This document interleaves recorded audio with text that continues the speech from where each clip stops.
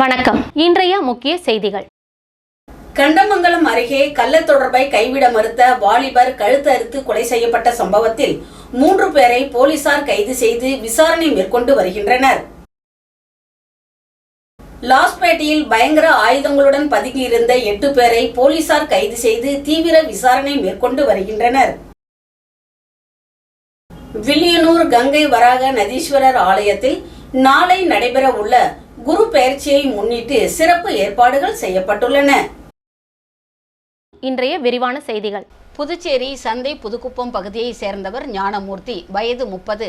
விபத்தில் வலது காலை இழந்த மாற்றுத்திறனாளியான இவருக்கு மனைவி பிரியா, வயது 25, 2 மகன்கள் மற்றும் 2 மகள்கள் உள்ளனர். அதே பகுதியை சேர்ந்த காந்தி மகன் கோகுல், வயது 23, கார்த்திக் மகன் கதிர் என்கிற கதிரவன், வயது 24 ஆகியோர் ஞானமூர்த்தியின் நெருங்கிய நண்பர்களாக பழகி வந்துள்ளனர். இந்நிலையில் கடந்த ஓராண்டாக ஞானமூர்த்தியின் மனைவி பிரியா மற்றும் கதிரவன் இடையே கள்ள தொடர்பு இருந்து வந்ததாக கூறப்படுகிறது. இதனை அறிந்த ஞானமூர்த்தி தனக்கு 4 பிள்ளைகள் உள்ளதாகவும் குடும்பத்தை காப்பாற்ற வேண்டும் என்றும் நண்பனாக பழகி துரோகம் செய்யாத என கதிரவனை எச்சரித்ததாக கூறப்படுகிறது. இருப்பினும் அந்த உறவு தொடர்ந்ததாக தெரிகிறது. இதற்கிடையில் முன் விரோதம் தொடர்பான அடிதடி வழக்கில் சிறையில் இருந்த ஞானமூர்த்தி 4 நாட்களுக்கு முன்பு விடுதலையாகி வீடு திரும்பிய போது கதிரவன் மற்றும் தனது மனைவி தொடர்பை கைவிடவில்லை என்பதை அறிந்து மனவேதனை அடைந்துள்ளார். இதுகுறித்து நண்பர்கள் கோகுல் மற்றும் ஞானவேலுவிடம் கூறிய நிலையில் கதிரவனை கொலை செய்ய திட்டமிட்டதாக போலீசார் தெரிவித்தனர். திட்டமிட்டபடி கதிரவனுக்கு நன்கு அறிமுகமான ஞானவேலு அவரை நேற்று மாலை மோட்டார் சைக்கிளில் வழுதாவூர் சிவன் கோவில் பின்புறம் அழைத்து சென்றுள்ளார். அங்கு வந்த ஞானமூர்த்தி, கோகுல் மற்றும் ஞானவேலு ஆகியோர் சேர்ந்து கதிரவனை தாக்கி கைகளை கட்டி கீழே தள்ளி மறைத்து வைத்திருந்த கத்தியால் கழுத்தை அறுத்து கொலை செய்ததாக கூறப்படுகிறது. கோவில் பின்புறம் இரத்த வெள்ளத்தில் வாலிபர் பிணமாக கிடந்ததை பார்த்த பொதுமக்கள் கண்டமங்கலம் போலீசாருக்கு தகவல் தெரிவித்தனர். சம்பவ இடத்திற்கு விரைந்த போலீசார் உடலை கைப்பற்றி விசாரணை மேற்கொண்டனர். மேலும் வழக்கு பதிவு செய்து ஞானமூர்த்தி, கோகுல், ஞானவேலு ஆகிய 3 பேரையும் கைது செய்து தீவிர விசாரணை நடத்தி வருகின்றனர். புதுச்சேரி லாஸ்பேட்டை இன்ஸ்பெக்டர் முத்துக்குமரன் உத்தரவின் பேரில் எஸ்ஐ பாபு தலைமையிலான போலீசார் தீவிர ரோந்து மற்றும் கண்காணிப்பு பணியில் ஈடுபட்டிருந்தனர். அப்பொழுது எடையன்சாவடி சாலையில் தனியார் பள்ளி அருகே கத்தி உள்ளிட்ட பயங்கர ஆயுதங்களுடன் ஒரு கும்பல் பதுங்கி இருப்பதாக தகவல் கிடைத்தது. சம்பவ இடத்திற்கு விரைந்து சென்ற போலீசாரை கண்டு தப்பியோட முயன்ற 8 பேரை மடக்கி பிடித்து கைது செய்தனர். விசாரணையில் கைது செய்யப்பட்டவர்கள் லாஸ்பேட்டை பகுதியை சேர்ந்த ரவுடிகள் விக்கி என்கிற விக்னேஸ்வரன், குஷ்கா பாஸ்கர், ரைஸ் அகிலன் உள்ளிட்டோர் என்றும் அவர்கள் மீது கொலை முயற்சி உள்ளிட்ட பல்வேறு வழக்குகள் நிலுவையில் இருப்பதும் தெரியவந்தது. மேலும் அவர்கள் ரவுடி ஜெகன் கூட்டாளிகள் எனவும் போலீசார் தெரிவித்தனர். அவர்களிடமிருந்து 8 கத்திகள், 5 செல்போன்கள் மற்றும் 2 பைக்குகள் பறிமுதல் செய்யப்பட்டன. வழிப்பறி திட்டமா, பழிவாங்கும் சதியா?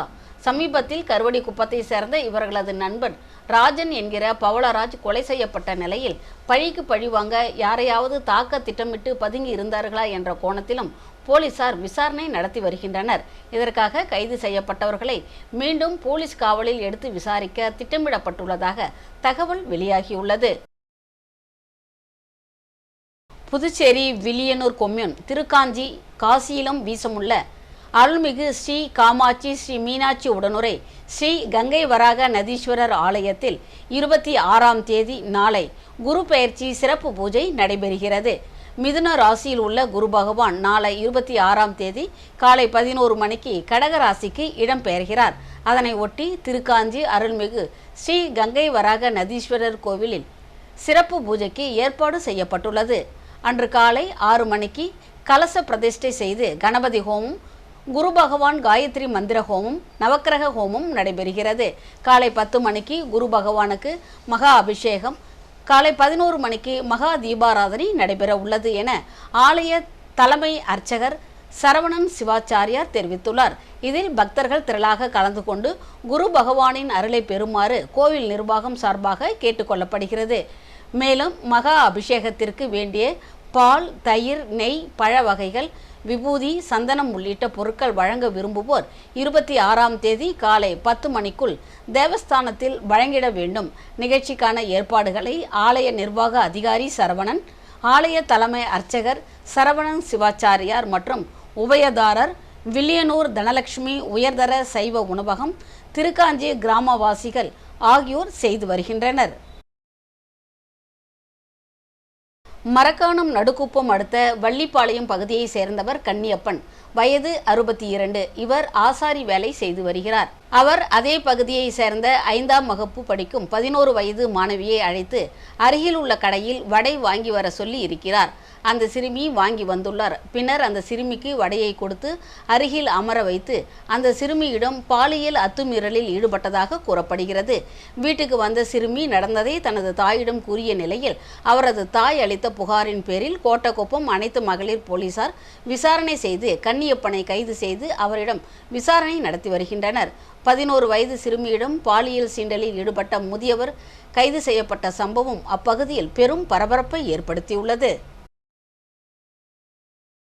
புதுச்சேரியில் அமைச்சர்கள் நியமனம் செய்வதில் முதல்வர் ரங்கசாமியுடன் கருத்து வேறுபாடு இல்லை என்றும் கட்சி தலைமை முதல்வருடன் கலந்து பேசி விரைவில் சுமூக முடிவு ஏற்படும் என்றும் அமைச்சர் நமச்சிவாயம் தெரிவித்துள்ளார். இதுகுறித்து சட்டப்பேரவையில் செய்தியாளர்களை சந்தித்த அவர், புதுச்சேரி மாநில அரசின் கோரிக்கையை ஏற்று 2nd ரிசர்வ் பட்டாலியன் உருவாக்க மத்திய அரசு அனுமதி வழங்கியுள்ளது என்று தெரிவித்த அமைச்சர், இதன் மூலம் சுமார் 1007 பேர் புதிய காவலர்களை நியமிக்க முடியும் என்றார். இதனால் புதுவை மாநில காவல்துறை மேலும் பலப்படுத்தப்பட்டிருக்கிறது என்றும் புதுச்சேரி அமைதியான மாநிலமாக உருவாவதற்கு இது பெரும் உதவியாக இருக்கும். அதே சமயம் இளைஞர்களுக்கும் வேலை வாய்ப்பும் உருவாக்க முடியும் என்று குறிப்பிட்டார்.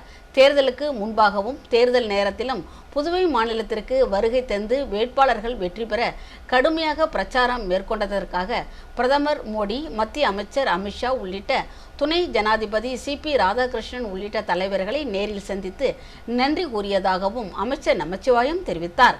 கடந்த தேர்தலை விட இந்த தேர்தலில் ஒரு சில இடங்களில் குறைவான வாக்குப்பதிவிலேயே வெற்றியை தவறவிட்டு இருப்பதாகவும், கடந்த தேர்தலை விட இந்த தேர்தலில் பாஜகவின் வாக்கு வங்கி கணிசமாக உயர்ந்திருக்கிறது என்று தெரிவித்தார்.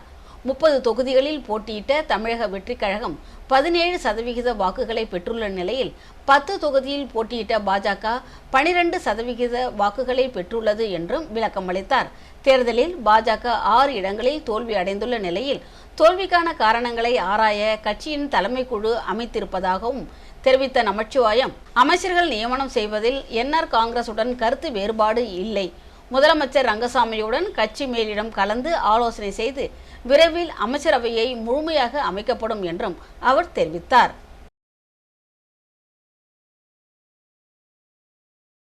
புதுச்சேரி தட்டாஞ்சாவடி பகுதியில் ஆதி திராவிடர் மற்றும் பழங்குடியினர் நலத்துறை அலுவலகம் அருகே அமைந்துள்ள அரசு மாணவர் விடுதி கடந்த ஓராண்டுக்கும் மேலாக பயன்பாடின்றி பூட்டிய நிலையில் இருந்து வருவது அப்பகுதி மக்களிடையே கவலையை ஏற்படுத்தியுள்ளது. சுமார் 50க்கும் மேற்பட்ட மாணவர்கள் தங்கும் வசதி கொண்ட இந்த மாணவர் விடுதி நீண்ட காலமாக செயல்படாமல் உள்ளது. மேலும் விடுதியின் வளாக கதவு பூட்டப்படாமல் திறந்த நிலையில் இருப்பதாகவும் கூறப்படுகிறது. இதனால் இரவு நேரங்களில் சில சமூக விரோதிகள் அங்கு வந்து மது அருந்துவதும் தங்குவதுமாக இருப்பதாக அப்பகுதியினர் குற்றம் சாட்டுகின்றனர். இதன் காரணமாக அந்த வழியாக செல்ல பொதுமக்கள் அச்சமடைந்துள்ளதாகவும் தெரிவிக்கப்படுகிறது. மேலும் நீண்டகால பராமரிப்பின்றி கிடக்கும் இந்த கட்டிடம் பாழடைந்து இடிந்து விழும் அபாய நிலையில் இருப்பதாகவும் கூறப்படுகிறது.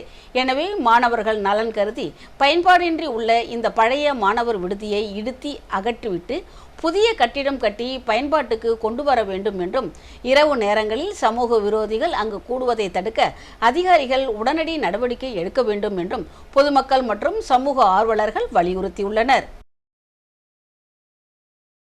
புதுச்சேரி வில்லியனூர் கணுவாப்பேட்டை பகுதியில் அமைந்துள்ள அருள்மிகு ஓம் ஸ்ரீ மகான் சந்நியாசி அப்பர் சுவாமிகள் ஜீவசமாதி சித்தர் பீடத்தில் குரு பூஜை விழா மற்றும் அன்னதான விழா நடைபெற்றது. குரு பூஜை விழாவினை முன்னிட்டு காலை ஸ்ரீ மகா கணபதி ஹோமம், மகா அபிஷேகம் மற்றும் தீபாராதனை நடைபெற்றது. இதில் புதுச்சேரி முதலமைச்சர் ரங்கசாமி கலந்து கொண்டு விழாவிற்கு தலைமை தாங்கி சுவாமி தரிசனம் செய்தார். தொடர்ந்து முதலமைச்சர் ரங்கசாமிக்கு ஆலயத்தில் பரிவட்டம் கட்டி மரியாதை செய்யப்பட்டது. இதனைத் தொடர்ந்து பக்தர்களுக்கு பிரசாதம் மற்றும் அன்னதானம் வழங்கி நிகழ்ச்சியினை தொடங்கி வைத்தார். மேலும் இந்நிகழ்ச்சியில் வில்லியனூர் தொகுதியின் சட்டமன்ற உறுப்பினர் ரவிக்குமார் கலந்து கொண்டு சாமி தரிசனம் செய்தார். தொடர்ந்து ஆலயத்தில் அவருக்கு மரியாதை செய்யப்பட்டது. மேலும் இந்நிகழ்ச்சியில் முன்னாள் சேர்மன் பாலமுருகன் உட்பட முக்கிய பிரமுகர்கள் பலர் கலந்து கொண்டு விழாவினை சிறப்பித்தனர். இந்நிகழ்ச்சியில் விழாவிற்கான ஏற்பாட்டினை விழா குழுவினர், வில்லியனூர் கணுவாப்பேட்டை ஊர் பொதுமக்கள் வெகு சிறப்பான முறையில் செய்திருந்தனர்.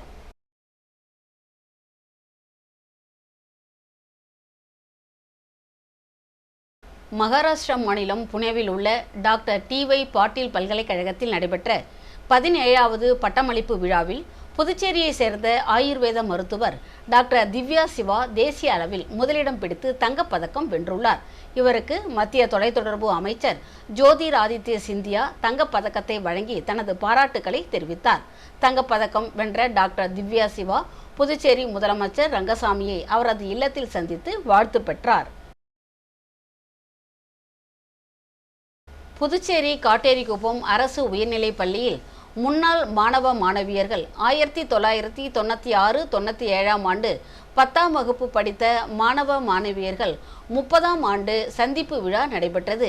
இதில் முன்னாள் ஆசிரியர்கள், மாணவர்கள் கலந்து கொண்டு விழாவினை சிறப்பித்தனர். விழாவிற்கு சக்திவேல் ஆசிரியர் தலைமை தாங்கினார். மேலும் ஆசிரியர்கள் குப்புசாமி, கிருஷ்ணமூர்த்தி, வேலுசாமி, ராஜு, பசுலுத்தீன் மற்றும் நிகழ்ச்சி தொகுப்பாளினி முன்னாள் மாணவி மலர்விழி பூங்காவனம், வரவேற்புரை முன்னாள் மாணவி உண்ணாமுலை, விமலா ஆகியோர் கலந்து கொண்டனர். விழாவிற்கான ஏற்பாடுகளை முன்னாள் மாணவர்கள் மதியழகன், பஞ்சவர்ணம், தனுசு, முருகன், ஜெகன், கிருஷ்ணராஜ் ஆகியோர் ஒருங்கிணைத்தனர். முன்னாள் மாணவர் மதியழகன் நன்றி உரையாற்றினார். தங்கம் 1 கிராம் 14,780 ரூபாய். 1 சவரன் தங்கம் 1,18,240 ரூபாய். 10 கிராம் வெள்ளி 2,950 ரூபாய். இத்துடன் செய்திகள் நிறைவடைந்தன. வணக்கம்.